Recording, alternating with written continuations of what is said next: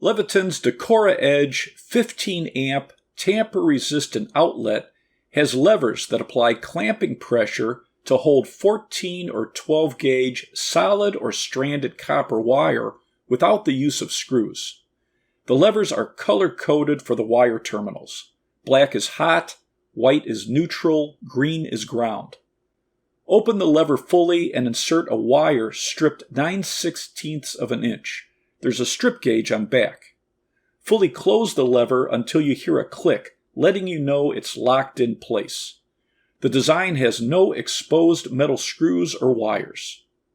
The large straps are good for drywall that was cut too much or damaged and needs an oversized cover plate. There are breakaway tabs that can be removed for a standard cover plate. The strap has notches and tabs to align multiple devices in a multi-gang box. There are test holes for a multimeter, so you don't have to remove the wires. It's self-grounding in a grounded metal box, it's NEC compliant, and has a 2-year warranty.